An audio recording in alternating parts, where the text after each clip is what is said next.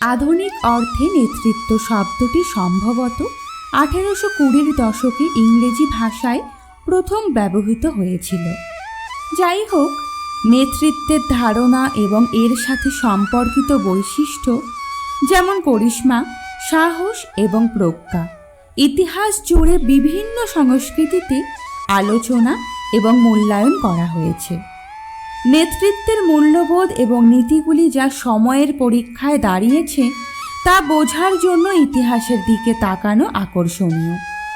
আসুন ভারতীয় ইতিহাসের একটি চরিত্রের দিকে তাকাই। চাণক্য, যিনি কৌটিল্য বা বিষ্ণুগুপ্ত নামেও পরিচিত। তিনি ছিলেন একজন প্রাচীন ভারতীয় শিক্ষক, দার্শনিক এবং রাজকীয় উপদেষ্টা, যিনি খ্রিস্টপূর্ব 4র্থ শতাব্দীতে বসবাস করতেন। চাণক্য মৌর্য সম্রাট চন্দ্রগুপ্তের প্রধান উপদেষ্টা হিসেবে দায়িত্ব পালন করেন এবং তার ক্ষমতার উত্থানে গুরুত্বপূর্ণ ভূমিকা পালন করেন।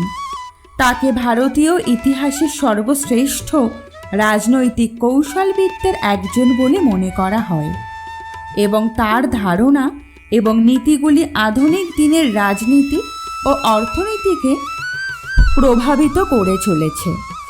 রাধাকৃষ্ণন পিল্লাই রচিত চাণক্য ইন ডেইলি লাইফ বইটি আমাদের দৈনন্দিন জীবনে চাণক্যের শিক্ষাগুলি কিভাবে প্রাসঙ্গিক হতে পারে তা দেখায়। নেতৃত্বের দৃষ্টিকোণ থেকে প্রাসঙ্গিক বই থেকে এই উদ্ধৃতিগুলি আজকে আমরা আলোচনা করব।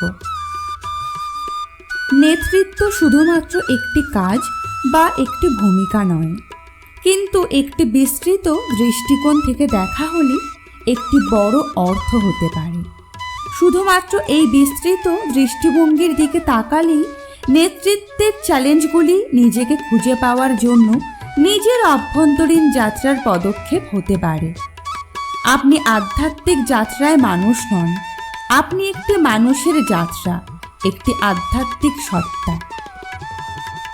সমস্যা সমাধানের জন্য একজন নেতার চিন্তাভাবনা ও উদ্দেশ্যের স্বচ্ছতা থাকা অপরিহার্য। বেশিরভাগ সমস্যা দেখা দেয় যখন একজন নেতার স্বচ্ছতা থাকে না। জীবনে যে কোনো সমস্যা আসুক, আমি প্রস্তুত, কারণ আমি জানি যে ব্যক্তি স্বচ্ছতা ও উদ্দেশ্য নিয়ে চিন্তা করে তার জন্য কোনো সমস্যাই কোনো সমস্যা নয়। দিনের জন্য একটি সময়সূচি এবং পরিকল্পনা করুন। যদি তা না হয় তবে অভিভূত হওয়া এবং ভুল অগ্রাধিকার নিয়ে কাজ করা সহজ। আমি দিনটিকে 90 মিনিটের ব্লকে ভাগ করার এবং 90 মিনিটের ব্লকে প্রতিদিনের কাজগুলি নির্ধারণ করার ধারণা পছন্দ করি। এখন সিদ্ধান্ত নিন আপনি সেদিন কি করতে চান।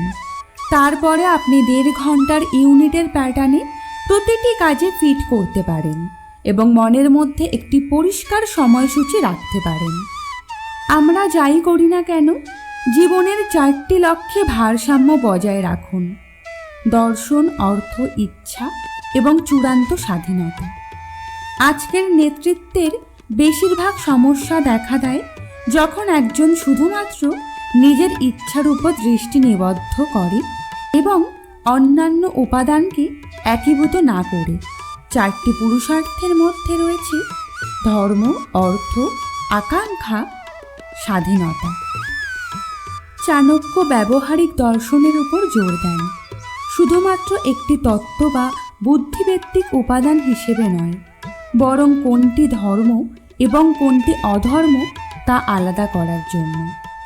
ব্যবহারিক দর্শন আমাদেরকে বৈদিক ঐতিহ্য অনুসারে আধ্যাত্মিক ভালো এবং মন্দের মধ্যে পার্থক্য যুক্তি দিয়ে তদন্ত করতে সাহায্য করে।